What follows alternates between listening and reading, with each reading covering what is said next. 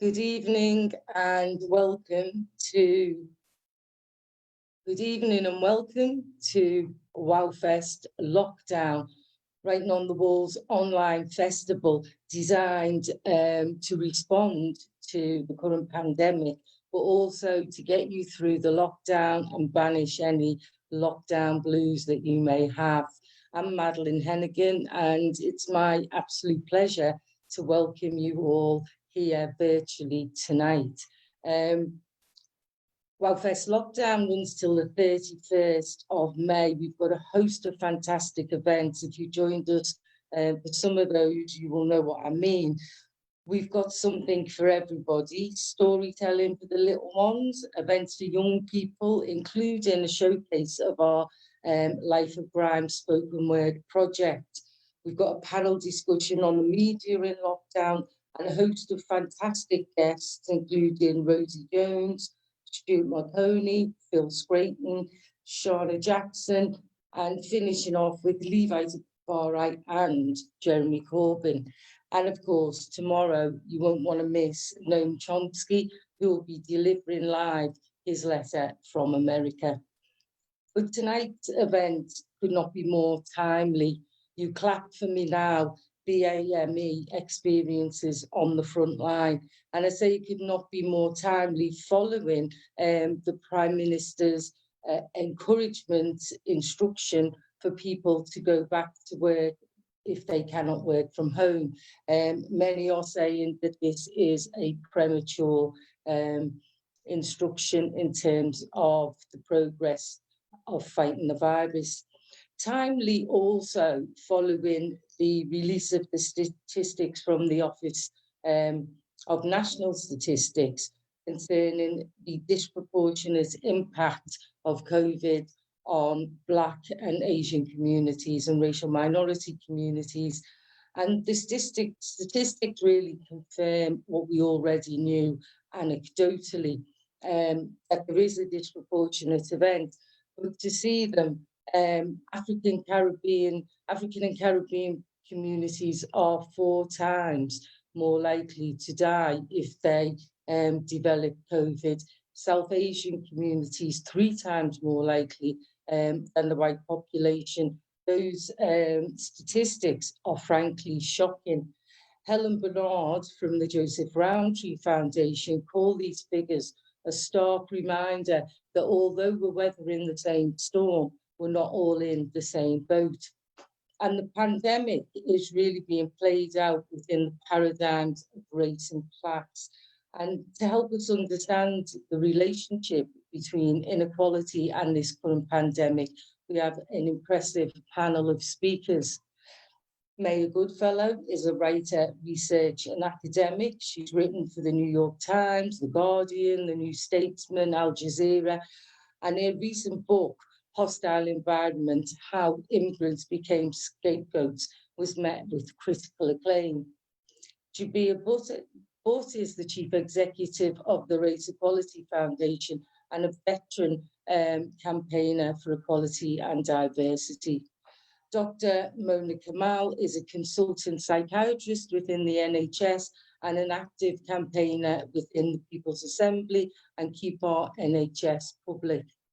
In the chair tonight, we have Emi Onyora, author of Pitch Black, a fantastic book about racism in football, and co-author of another great book, From Great War to Race Riots. And Emi is also a frontline worker himself, working in schools with the children of other key and essential workers. So I'll hand you right over now to Emi Onyora.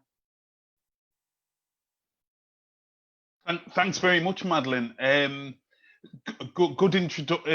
Really good introduction to actually what this theme's about, or what this particular session's about. And I think this issue emerged, certainly in the public eye, when it became apparent that, or when it emerged that the first 10 doctors and 2/3 of the first 100 health and care workers to die from this during this pandemic were from BAME communities. And for me, what this issue highlights is that racism is far more than just a matter of mere opinions as to whether an individual act can be classified as racist. It highlights the really deep structural nature of racism itself. Very broadly, the disproportionately high numbers of BAME deaths track racial inequalities in health. The inequalities in employment explain levels of deaths among key workers. The issues around overcrowding of housing means that BAME communities have a greater susceptibility to catching the virus. And this is despite the fact that BAME communities are, on average, younger than white communities, and we all know as well that old age is one of the strong predictors for the risk of critical COVID-19 cases. So really, really, as I said, it explains the kind of deep structural nature of racism in this country and in society more broadly. And hopefully during this evening, we'll be able to shed further light about these issues and what's causing them, and to gain greater understanding. And so, without further ado, I will now introduce Mayor Goodfellow. Mayor, as Madeline said, is the author of Hostile Environment. Actually, one of the issues that hasn't emerged greatly from this particular pandemic, and this specific issue about the disproportional impact of the pandemic on BAME communities, is actually the impact of the hostile environment on the pandemic itself. And really, the issue is about what impact has it had on migrant workers, and as well as that, what impact has it had in detention centres. So I'm going to introduce Mayor Goodfellow, who's going to give her perspectives on how the hostile environment has impacted on the current pandemic. So over to you, Mayor. Hi, thank you so much for that, Emmy, and thanks to the organisers for putting on this, what I think is a really important event. And yeah, since I don't have too long, I guess I'll just jump into it. And what I was thinking about when I was asked to talk about this was really two kind of issues in terms of immigration enforcement. And this is such a massive area, so I'm not going to cover everything, but I think there's two core issues to be thinking about. One is the content of ongoing immigration enforcement, so what the government has done, what it hasn't done in terms of immigration enforcement during this pandemic, and then the communications of that. And so one of the major things that has happened during this pandemic is there's been a kind of realization at moments that some of the people the government were calling low skilled just a few months ago are actually some of the people who are key workers in this moment. So not only doctors, nurses, NHS porters, carers, but also supermarket workers, delivery drivers, people who work in schools. A lot of these people are also migrants. And so there has been a recognition about this in moments, even from Conservative ministers. But at the same time as that recognition has happened in certain quarters, there is an ongoing immigration enforcement. So the hostile environment broadly remains in place, although the government have done certain things in terms of suspending some parts of immigration enforcement. They actually haven't suspended the hostile environment in its entirety. And what I've been doing for the past few months and weeks is speaking to people who've been impacted by ongoing immigration enforcement. And what I found from a lot of those discussions, both with people who have insecure status, but also people who are working with migrant communities, is that there's an issue in terms of certain people, even before this pandemic started, were afraid, didn't want to seek healthcare because the government has injected hostility into the system. They haven't wanted to seek medical advice. So that means they have underlying health conditions that have developed and become worse prior to this, leaving them further exposed during the pandemic. But then also, even though the government has said that they will not charge for people who present with COVID-19 symptoms in hospitals or at their GP surgeries, though they have said that, they haven't suspended the hostile environment in its entirety. They haven't put up a firewall, for instance, between the NHS and the Home Office. So people are still really scared about going to seek healthcare advice. And there's a number of other things they haven't done, like no recourse to public funds, which is an attachment on a lot of people's visas, which means people can't access state support. So they can't access basic things like universal credit, other forms of benefits. The government have said people can apply for that. They can apply to be able to access those things. But asking people to apply for that kind of support during a global pandemic, when we know the Home Office is already really not only incompetent, but also has this kind of cruelty inbuilt into it, is just not acceptable. And so there's a lot of people going without who are falling into destitution because of government policy. And the final thing that I'll mention is visa extensions. So the government has given automatic visa extensions to people who work in the healthcare system, doctors, nurses, and paramedics. That hasn't been extended, as the last time I checked, to care workers or all NHS staff. And it hasn't been extended across the board. And so for some people who literally cannot travel because they're having to self-isolate or because it's not safe to travel, but are in this period where their visa needs to be extended, or where they risk falling into becoming undocumented or falling into it and not having a regularized status, they have to apply to extend their status and still have to pay. And so the government could have done some really, really simple things in order to make sure that people are able to access healthcare safely, able to feel comfortable remaining in the country and not being worried about their status, but they haven't done that. And instead what they've done is they've made some changes to the system.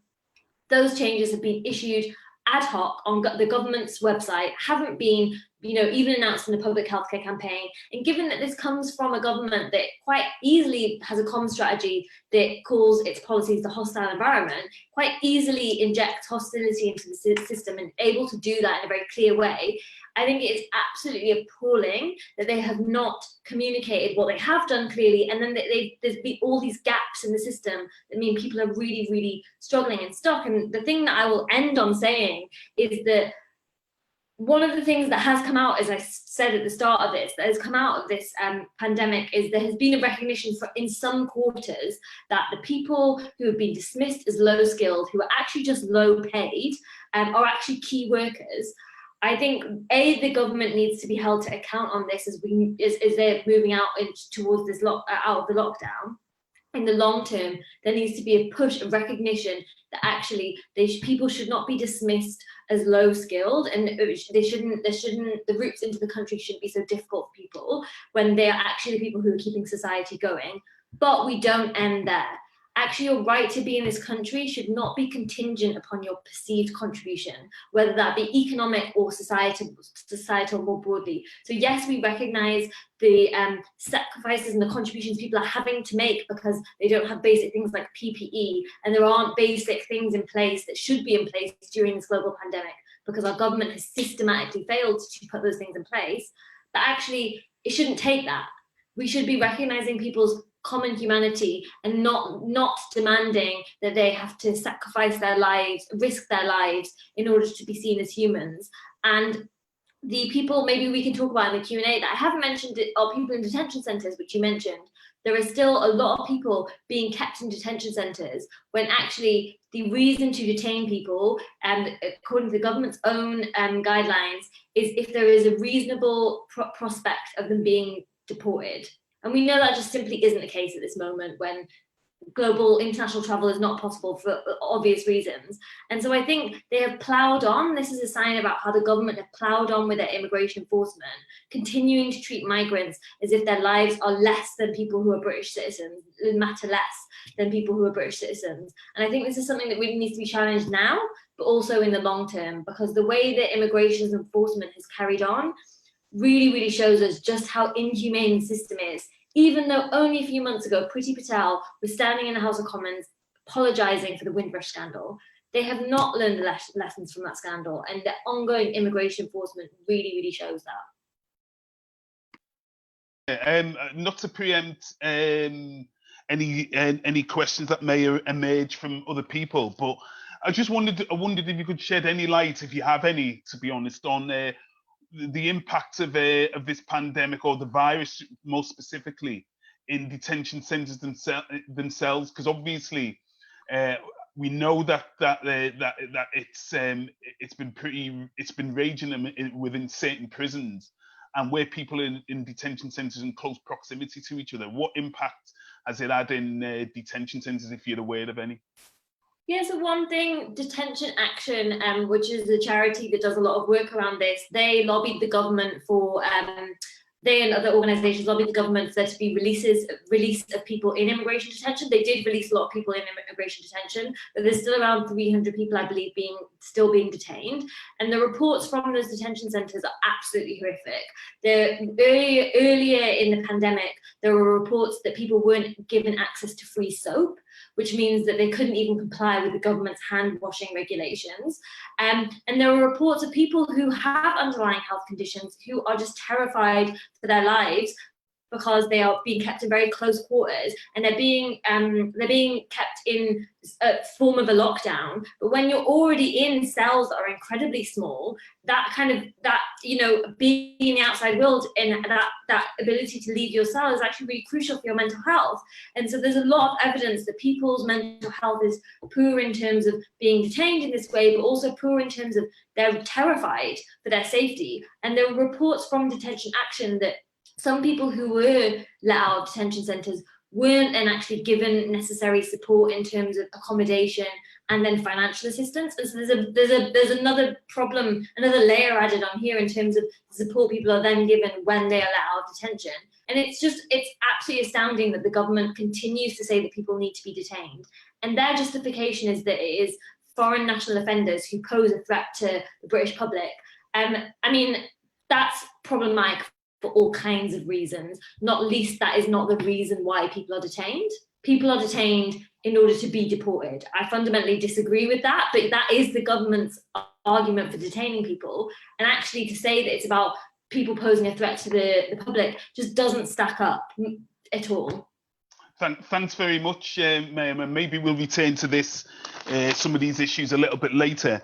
I'm going to introduce our next speaker, who's Jabir Butt, and he's going to talk about about deaths in hospitals in particular, and highlight what the data around this tells us. So, Jabir, welcome to the discussion. Can we just have your perspectives on these particular issues, please? Emmy, before I get onto the issue you've set for me, can I just take a slightly wider perspective?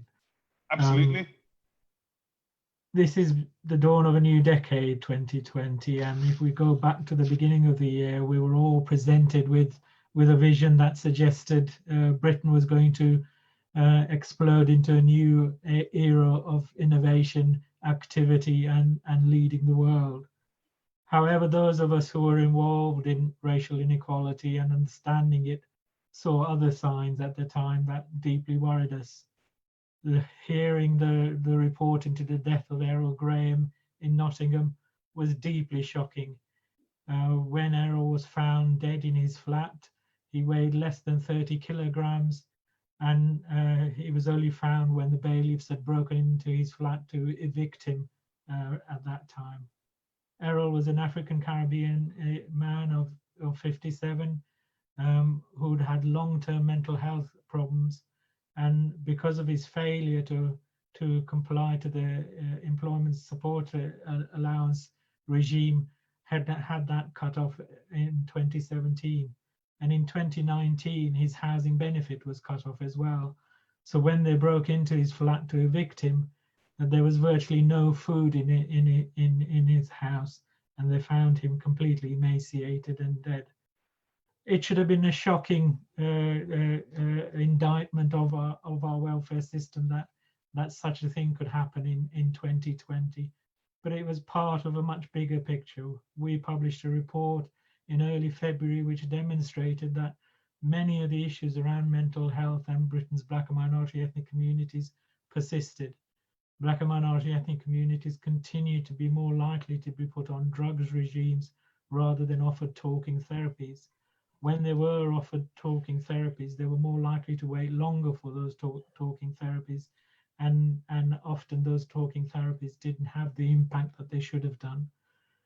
as importantly, Sir Michael Marmot, in publishing his report on what has happened in the last 10 years on health inequalities, pulled together a whole series of studies that demonstrated how Britain's black and minority ethnic communities have perhaps been at the sharpest end of that experience of austerity. If we looked at the experience of overcrowding, if we looked at the experience of homelessness, if we looked at in-work poverty, that's people actually in work earning so little that they were actually having to rely on various forms of benefit to be able to survive. All those demonstrated that Britain's black and minority ethnic communities continue to experience discrimination and disadvantage. And there can only be one explanation for that, and that is the persistence of racism, and we can't get away from that. And unfortunately, it's in that context that this pandemic has developed. It's in that context that we've seen not only the dramatically high rate of deaths amongst health and care workers from black and minority ethnic communities, but it's in that context the disproportionate impact on black and minority ethnic communities. Emmy, you've already highlighted, certainly Madeline had already highlighted the overrepresentation of Caribbean communities as well as Asian communities, but it's a consistent picture across Britain's minority communities that they're overrepresented amongst those who have had the poorest experience and the poorest outcome in this pandemic. And the important point from me here is that none of this should come as a surprise to anyone. None of this should come as a surprise to anyone who's paid attention to how racism persists and has an impact on Britain's black and minority ethnic communities.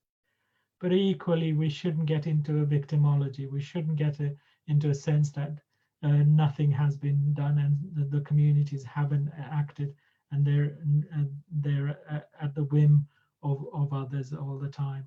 What we've seen in places like Bradford is that when local authorities, when voluntary organizations, when the local health system gets together and actually sees this as a real challenge and works together, we can actually have a real and material impact on the spread of the disease as well as the impact of the disease. It's people actually taking action that can make a difference. And as we've also seen through the many local resilience forums that have established in inner city areas in particular, they've invested hugely in trying to make sure that the extremes of poverty are addressed. Food is provided, clothing is provided, opportunities to carry on learning for children and young people is provided. So it's not that communities haven't responded. It's that the scale of challenge being faced is such that it has proved to be a real challenge. And when the inevitable inquiry comes, the inquiry will have to not only explain the disproportionate impact, it will have to explain why the whole system didn't respond better and didn't respond earlier to these challenges. Because as I said at the very beginning, we knew these things were already there. We knew racism had a material impact on Britain's black and minority ethnic communities. And the fact that we didn't act at the time is going to be a lasting stain on us. Thanks very much, Jabir. I think the highlighting the experiences that you mentioned about some of the movements or the resistance in Bradford actually is a good reminder. Actually, reminded me actually that it flies in the face of it was a particularly nasty article in the Daily Telegraph about essentially blaming. Which stated something along the lines of black communities, virtue signaling, and essentially blaming black communities for highlighting these issues. And actually, the experiences that you mentioned in Bradford, or the examples you use of Bradford and other places, actually says that black communities or BAME communities more broadly have actually took the bull by the horns and are actually organising and developing methods of resistance to support their communities against this pandemic as well. So I think that's a particular issue that should be actually underlined, to be honest. Thanks very much, Jabir. Hopefully we'll be able to develop some of these issues a little bit further. I'm going to introduce Mona Kemal. Mona Kemal is going to just talk about the impact of on NHS staff from Black and minority ethnic communities, as well as issues around the health inequalities, and also the impact of austerity in the broader underfunding of the NHS that has gone on for not just for 10 years, but for 10 years and more. So, Dr. Mona Kemal, I'd like to introduce you just to give your perspectives on those particular issues.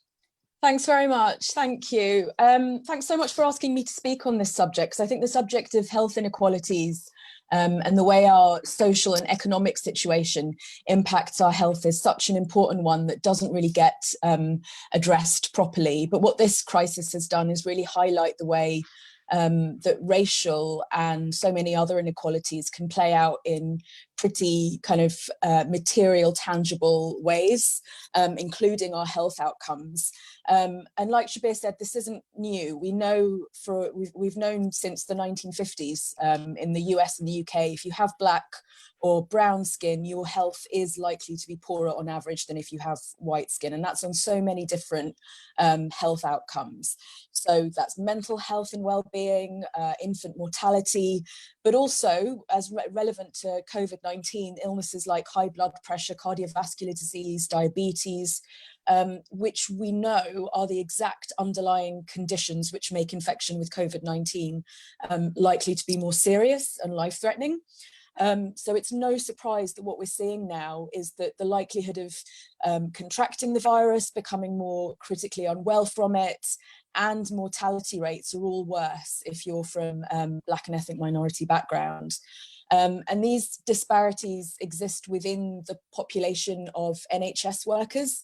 So of the total number of NHS workers who've died from it, almost 3 out of 4 are BAME, which is really quite alarming. And there've been attempts now to explain this away as being something biological or down to genetic differences, but there's actually really very little evidence of this. What we know from research by the likes of Michael Marmo, like Shabir mentioned, what we know is that when it comes to inequalities in health, the important factors aren't genetic, but socioeconomic. And we know that BAME individuals are more likely to work in lower paid jobs, to live in more densely populated areas, in crowded, poorer quality housing. And they're also more likely to have poorer access to healthcare and poorer access to public health information. And I think when it comes to COVID-19, we have to understand the impact of working conditions within the NHS. And I think that's what's going to be so crucial. So working in the NHS, my colleagues who are in the lower paid, riskier, patient-facing jobs, you know, the jobs where social distancing or working from home is completely impossible, they are more likely to be of a BAME background. So the more junior healthcare assistants, the cleaning and domestic staff, the junior care workers, they are more likely to be of a BAME origin. So essentially, we have a situation where BAME individuals in the NHS are concentrated in jobs that are more physically unsafe. They're more likely to be on the front line facing patients rather than, say, the more senior managerial roles where you can sort of have a safer distance. And low pay is also an incredibly important factor. And again, it's BAME nurses that are much more likely to be in the lower pay bands. So those stories we hear about nurses on lower pay bands needing to use food banks, they are much more likely to be of a BAME background. So in fact, there are more BAME nurses in that very lowest pay band within the NHS than in any of the other higher pay bands combined. And also there's precarity of the jobs as well. So BAME staff are way more likely to be in jobs that are precarious. So they feel less emboldened to raise concerns about safety at work and more at the mercy of insecure labour conditions. So they don't have sufficient sick leave, or they're on the very low statutory sick pay minimums. And I think it's important to note again that this is because if you are BAME, you are more likely to be in a job that's been outsourced to a private company like Serco or Sodexo, which in my trust came in, and one of the first things that they did was to cut the sick leave and the annual leave entitlements. So those individuals are not on NHS terms and conditions. And I just very quickly, going back to how this is happening, why is it that our working conditions and our social situation impacts our health? We know from the research of epidemiologists like Michael Marmo that when you have a situation where your work is both extremely physically demanding and is low paid and insecure, so where you feel you have less control over it, you are more likely to develop illnesses like high blood pressure, heart disease, and diabetes, and other chronic illnesses that we know are going to be more dangerous if you get this infection. And then these vulnerabilities are further compounded by income inequalities, which result in poorer nutritional states, poorer quality housing. So it's really a perfect storm, and it was wholly predictable. And I think it's right that we ask the question why we weren't prepared better to defend our BAME colleagues when this situation arose. And the atmosphere on the wards is really tough at the moment. It can't be said enough that our NHS is held up by the work of migrants and BAME staff. And that goes for my unit as well, where the overwhelming majority of staff are of Black African origin, including the nurses and the healthcare assistants, the porters, the security staff, and of course the domestic staff. And we're seeing, across the NHS, individuals from these backgrounds make the biggest ultimate sacrifice. More than half of all NHS staff who've died with this virus were born abroad. So people are going into work and they're really fearful. They're fearful of what they might be contracting from patients and what they might be exposing their own families to when they go home. We've been promised since mid-March that testing of frontline health staff will be prioritised. And just as with PPE provisions, this hasn't happened so far. We've tested less than 20% of NHS staff, of the NHS workforce, and a third of those were positive for COVID-19. So this means that there are potentially hundreds of thousands of NHS staff who are carrying this virus and could be potentially taking it home to their loved ones or infecting our patients.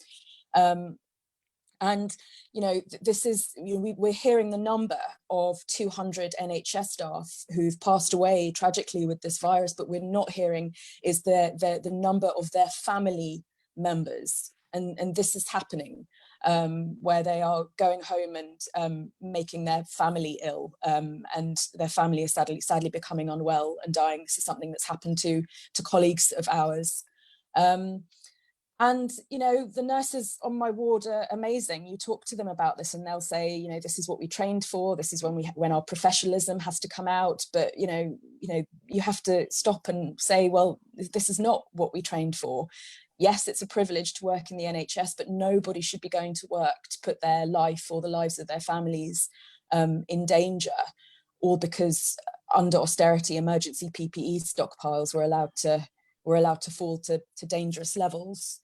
And I think that Maya's spoken about the hostile environment, and I think this situation has really, highlighted the absurdity of this situation where we have underpaid foreign NHS staff who are risking their lives to provide care, and then they're simultaneously being made to pay to access the NHS for the surcharge.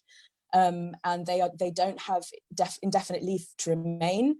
And the government has announced that anyone whose family member was an NHS worker who died, their family will be given indefinite leave to remain. But why should a family, have to wait until they lose a loved one, in service to be allowed to remain? Why does our NHS workers and colleagues from abroad have to be demonstrating this level of contribution to society to earn their right to be here? And it's, why does an immigrant have to pay such price, is what I'm saying, or serve an economic purpose to be allowed to remain? And that's really what we have to be challenging when we're on the other side of this. I think I've run out of time, but what I'd really love to come back to is just to talk more broadly about, the extent to which this crisis had laid bare the government's campaign against the NHS through austerity and privatization, and the fragmenting of the service, which is the reason why we are unable to meet the demands of this crisis appropriately, whether it's the number of ICU beds that we need, the logistics of the testing. We're not able to meet the demands of this crisis, and that's being played out in our mortality figures. And the responsibility for that lies with our government and what they've done to the NHS for the last 10 years at the very least. So I'll finish there for now. Thank you very much, Mona. I mean, that's a really good place to end as far as the contributions from the from our panelists is concerned. I think one of the issues that certainly has emerged is around that's kind of quite broadly known as that actually the government's lack of pre-planning for this pandemic. The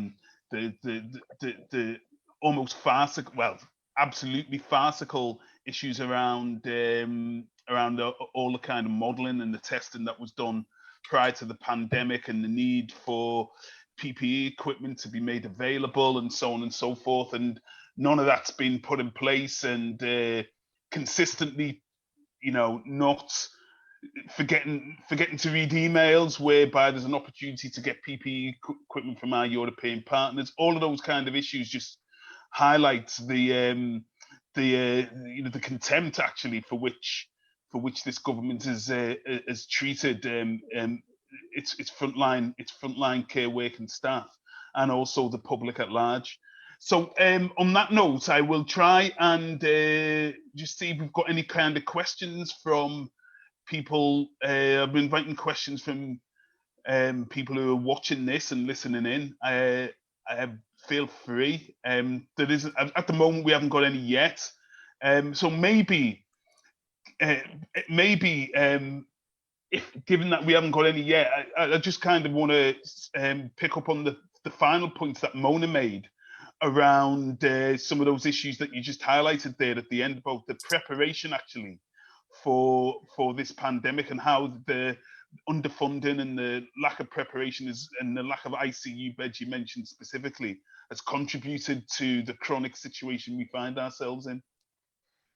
Yeah, I mean, I think it's fair to say that this is the single most serious public health crisis that the NHS has had to face. But the problem is that the NHS had to face it at a moment when it was probably at its weakest after 10 years of like sustained attacks. So first of all, in the 10 years sort of since the coalition government in 2010, we've lost a record 17,000 beds. So that was the lowest number of NHS beds on record. And we started with a quarter of the number of ICU beds that Germany has, and half of those in Italy.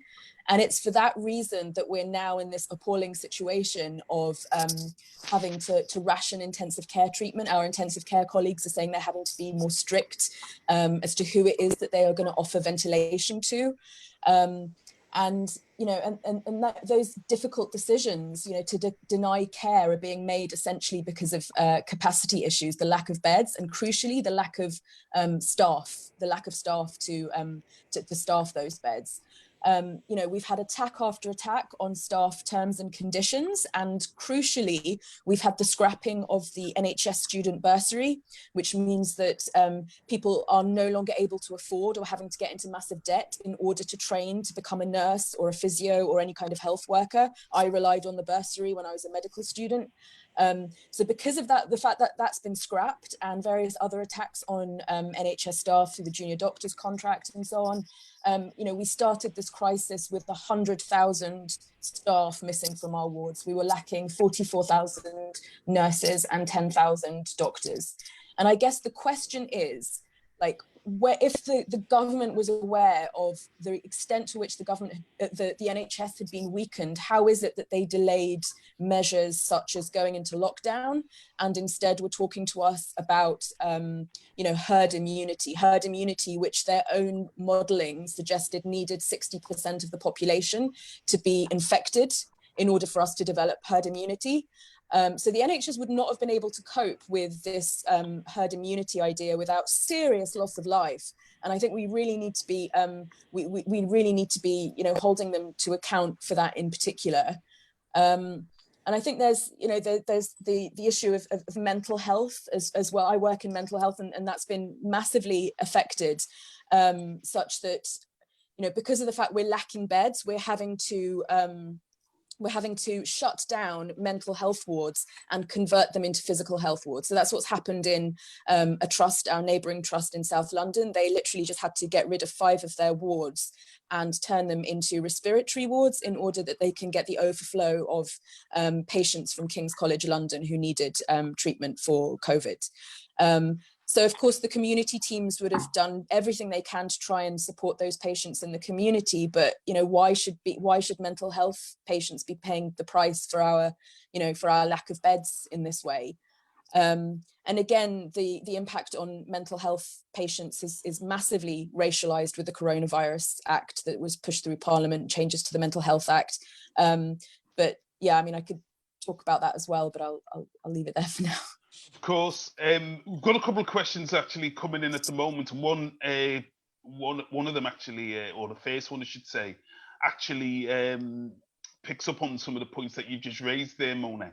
It says other NHS services have altered for Corona, and you mentioned specifically the mental health services, which is okay, and we're doing our best. Do the panel think that we will lose more services when the government tell us we have managed without these things throughout the crisis and can continue to do so? In other words, we know that other services, you know, we know that other services have been effectively not being offered to deal with the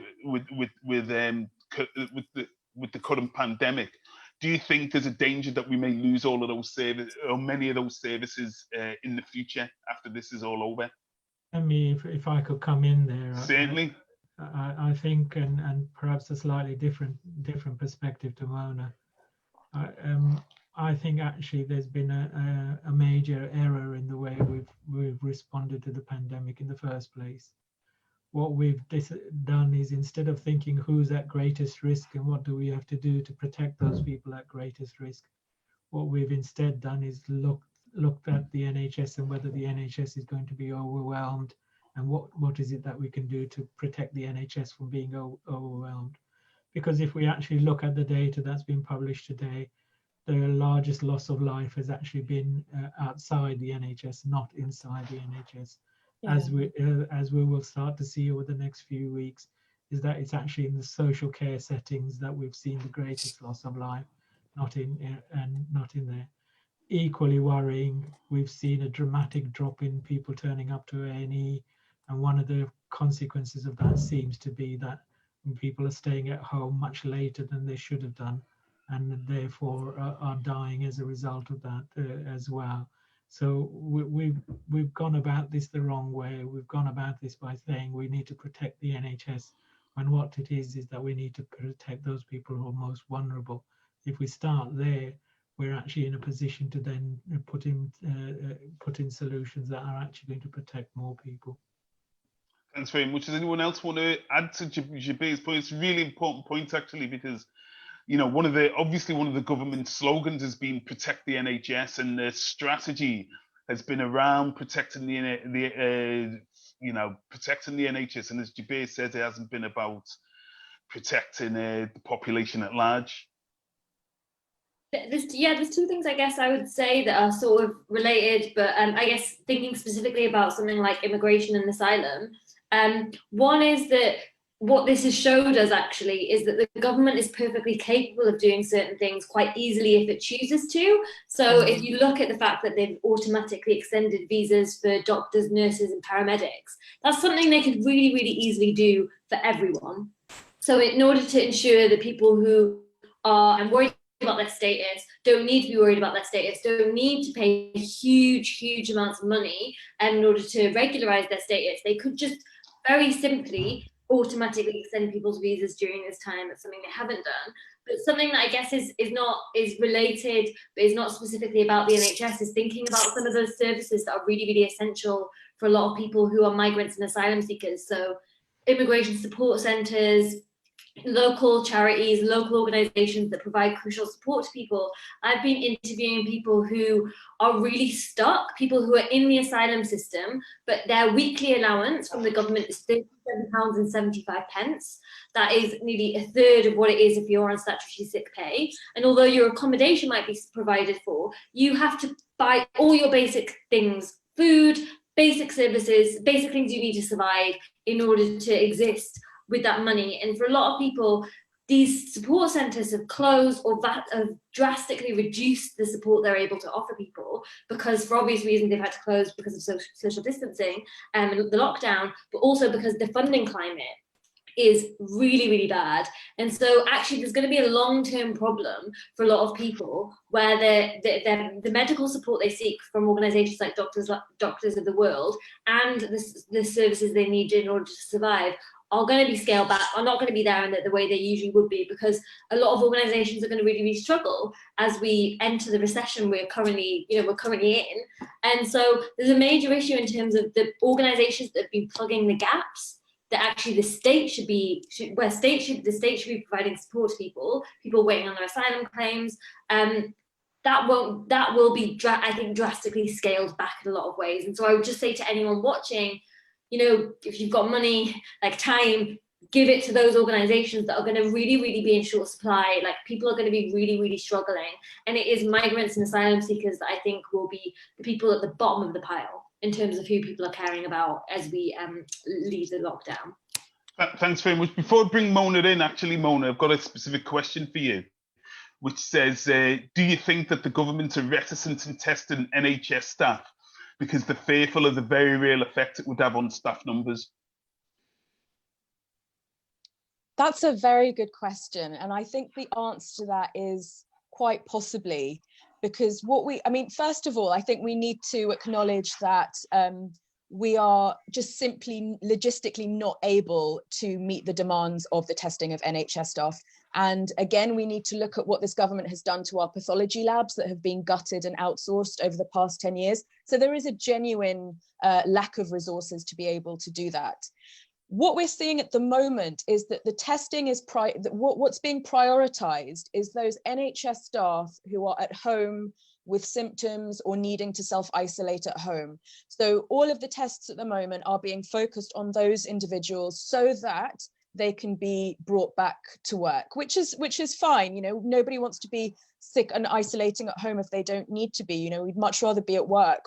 But then it does raise the question that staff who are well and exposing themselves to patients will not get a test until they develop symptoms themselves, and I think that that's just completely unacceptable. As I mentioned, we tested about 20% so far of NHS staff, and a third of them are positive, which means that there are hundreds of thousands of NHS staff at the moment who are probably untested but positive. And I think so. I think that is an important question. And I think the question before that was also, I think that person is definitely onto something, because we are about to enter into a recession. And what we are seeing yesterday and today from Rishi Sunak is that there is every indication that the Conservative Party will be looking to ramp up cuts to our public services to deal with the economic fallout of the pandemic, rather than through fairer taxation, which is what we should all be demanding. And so when we're sort of on the other side of this, we need to be demanding that that we're not, that the people who are paying for this crisis are not those who've suffered the most and who had the very least to begin with. And I guess that's down to all of us and how well organized we can be, because there's every indication that austerity is going to be ramped up to deal with the recession that's inevitably coming. Thanks very much. Another question very quickly is, do the panel feel, and this might be more about you, Mona, than anybody else, but actually Shabir as well could probably answer this one. Do the panel feel that those people with second language care and health workers are being bullied by management? That's a straightforward question. I mean, you mentioned earlier, Mona, that 50% of those people who died had been from outside of the been born outside the UK. Do you feel that overseas workers are more susceptible to being bullied by management because of their? I think you answered that. Partially answered that. Okay. Shall I come in, or Shabir, do you want to? Yeah. I mean, my answer to that question is that it's not that straightforward. It's not that straightforward. As I mentioned, our colleagues, our NHS workers and healthcare assistants, social work colleagues, those who are more junior and on lower pay bands, they are the ones who are going to be less likely to be able to raise concerns about their own safety at work.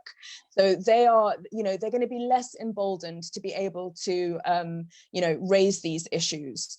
So I don't think it's as straightforward as they're being bullied to work in dangerous situations, but it is definitely the case that this is heavily racialized to disadvantage our BAME colleagues.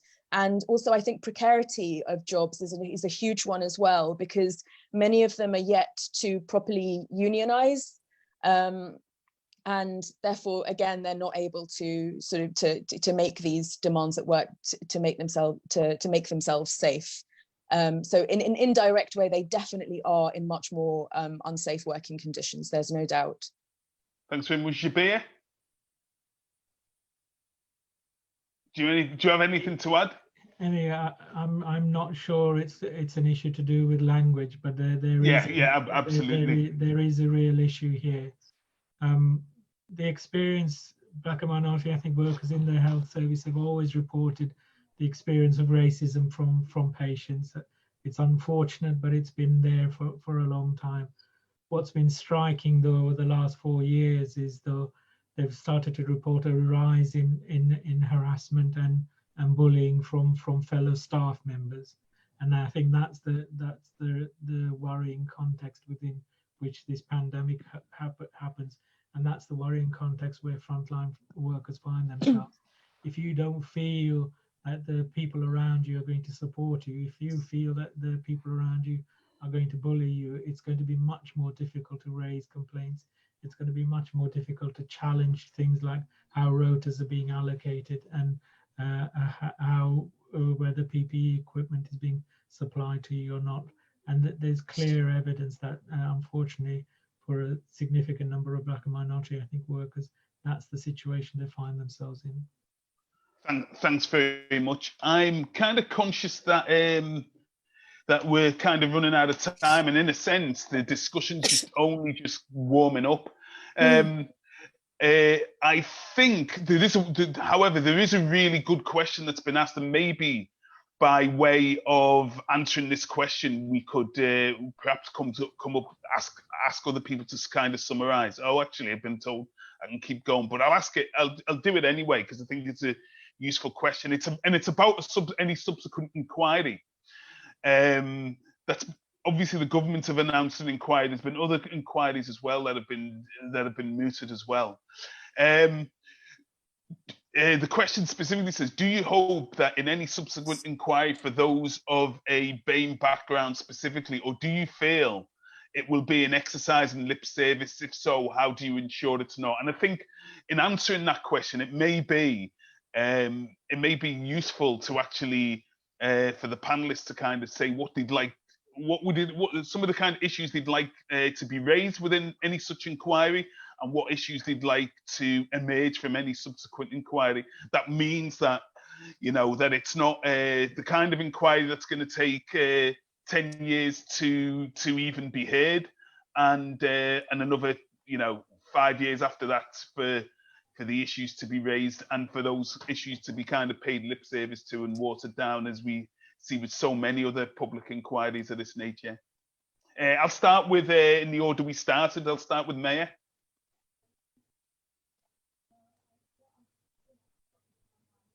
Yeah, great. I guess there's two things that I would say, which, because I don't want to overlap with what's going to be said. One thing, I think there is still major questions to be asking government now in terms of what their strategy is and what they've done and what they're continuing to do, because there are big questions, and you read anything from anyone who knows anything about how this virus is functioning, about why they abandoned testing, tracing and isolating so early on, it seems to do with this long-term lack of investment. But actually, if you're going to ease the lockdown, not having a proper and widespread testing and tracing and isolating strategy in place, it just reads like an absolute disaster for a lot of the people we've already been talking about, many of whom will be being pressured to go back into work if they're not able to work from home. And I think that's a major issue. But I would also say focusing in, as some journalists have been doing, and some campaigners, on the ongoing implementation of key parts of our immigration enforcement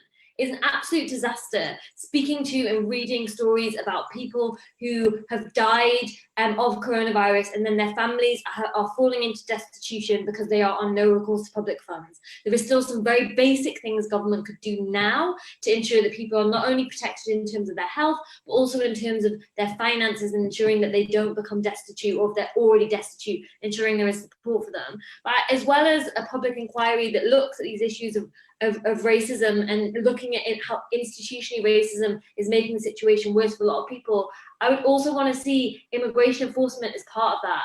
You cannot look at what's happened with the hostile environment and the Windrush scandal and think that the government has responded sufficiently. Not only have people been saying that they haven't been able to access compensation through the Windrush scheme, the hostile environment is still in place. We had the Windrush scandal, and actually people are still being impacted by the hostile environment because government says that it's necessary to deal with what they call illegal immigrants, when we know people can become undocumented for all kinds of reasons. Wendy Williams in the Windrush, the review into the Windrush scandal said, one thing that needs to be done is there needs to be humanity at the center of immigration policy. That has not happened, and I think if immigration is included in an inquiry that looks at the impact of government policy, not only the long-term impacts but also the shorter-term impacts in terms of what government's done, then I think they will be found wanting in terms of their response to that scandal and what they have done during this pandemic, because I think it is nothing short of criminal that they are continuing to implement large parts of immigration enforcement at a time when people are really terrified, for both for their safety but also for their just for their ability to get by. And so that I would want to see as well as part of looking at what has happened here. Okay, thanks very much, Maya. Some really useful points about broadening or ensuring that any inquiry is broadened to include issues of the role of migrant workers here. Jabir, can I bring you in and just give your perspectives on some of those issues about an inquiry and what you'd like to see in it, what would prevent it from being merely an exercise in lip service? Yes, Amy, if I can come in, just to be clear, what's presently been announced is a review of the evidence. It's not an inquiry. They're not taking any submissions from anyone. They're just looking again at the evidence. So we just need to lower our expectations as to what's actually going to come out. And inevitably, I suspect there will be an inquiry, but I think the inquiry is a long way away. What we've really got to be discussing is the recovery, the phase that we're now going to be going into. There's a phrase that's being bandied around at the moment called "build back better," which is a suggestion that when we start to think about the return to some degree of normality, that we do it better. But I have to say, if we don't do it with an understanding of how we address racial inequality, it won't be better. It'll at the very least be no worse than it is now. It may actually end up being even poorer. If we look at what's happened, particularly with the loss of education for children and young people at the moment, it's going to be those children and young people in the poorest settings who are going to be adversely impacted. And there's already evidence of that coming through. So we need to actually bring a lens of racial inequality into that. And that starting point has to be with working with communities themselves, getting them to take a lead in deciding what's going to be better for them and working for them, using the voluntary and community organizations and the faith organizations that are still a key part of the support network as part of that, using local government, which is proved to be actually a better way of engaging with what's happening locally than national government has been, and using that as a way of actually channeling what we do in public health, but also what we do in the NHS. And to remember, there are things that people have done that have improved the situation, and those are the things we need to build on. Thank you very much. Interesting issues you raised there. Mona, can I bring you in? Yeah, sure. I guess the issue I have with the question of an inquiry or even a review of evidence is the fact that there is already so much that we know already about health inequalities and social determinants of health. We know the impact that race has on health outcomes and socioeconomic status on health outcomes, and yet we've failed to do anything about it. If anything, you know, a decade of austerity has meant that those inequalities have been widened and have become even more entrenched. So even if we do have an inquiry that gives us the information about how, you know, inequality impacts our health, the question is, what are we going to do about that, and how are we going? What are the demands that we need to make on our government to rectify those inequalities, which are, you know, widening at a rapid pace at the moment, and will only worsen in the inevitable recession that may well be coming. And I think what Maya mentioned about the easing of the lockdown is extremely concerning, and just really kind of it is the carelessness and the recklessness of this government to a T, that they are now, you know, that there's now this decision to reopen schools at the beginning of June and get people back into work, and it's basically herd immunity in all but name. And they tell us that this is guided by the science, but what we know from everywhere else, every other country across the globe, is that it is unsafe to lift a lockdown until you have the strategies well established and in place that are resilient to do the test, track and trace. Without that, there is no question that we should be lifting the lockdown. And it's just an example of how our government, and the Conservative government in particular, will prioritise putting profit making ahead of our individual well-being and the well-being of the most vulnerable. Thank you very much. I'm afraid, panelists, we've run out of time. And an audience, some great questions from the audience. Thank you very much to all the panelists for your perspectives here.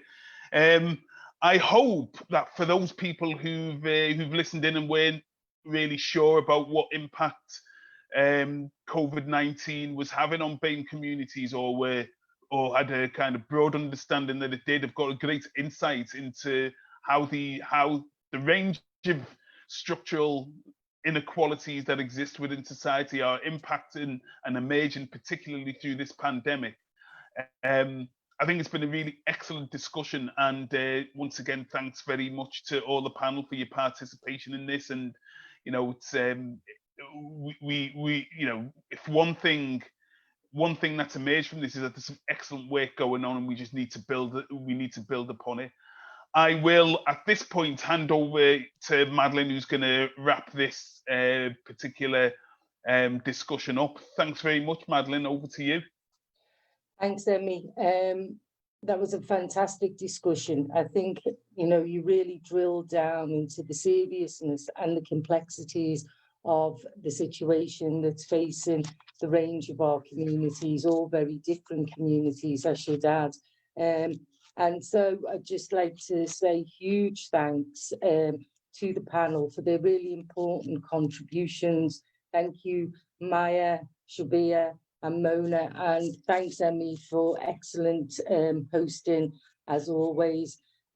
Just to anyone who's joined late, if you don't want to miss this event in its entirety, and believe me, you don't, it will be coming available. It will be up on YouTube for you to view in your own time.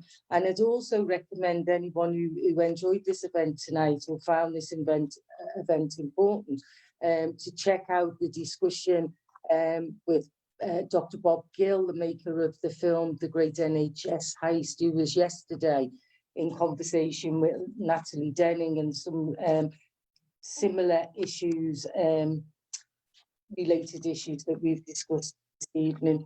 So huge thank you to all of our panelists and to Emmy tonight. And also a big thanks to our funders, Arts Council England, Liverpool City Council, to our sponsors, the Institute for Creative Enterprise at Edge Hill University, Unison Northwest, and Liverpool John Moores University. And also thank you to all of you who have made donations online for WoWFEST lockdown. All donations are split between fan support and food banks, Writing on the Wall, and South Liverpool Domestic Abuse Services.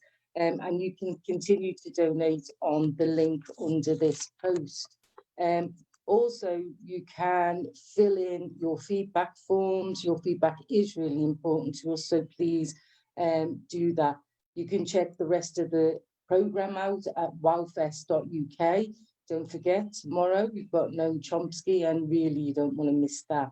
We're gonna be playing out now with a video that's made in a place very close to my heart, and I won't be able to visit this year, but at least I can watch this fantastic video.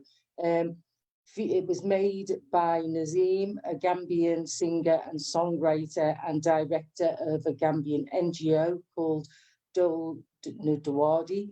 And this song is a global COVID-ready anthem. It's been made in collaboration with Liverpool-based Capacity Development International, and you're going to love it, and you will perhaps see some familiar faces in there as well. So for tonight, that's it from WoWFEST Lockdown. Check out the video, and we'll be back tomorrow. Good night.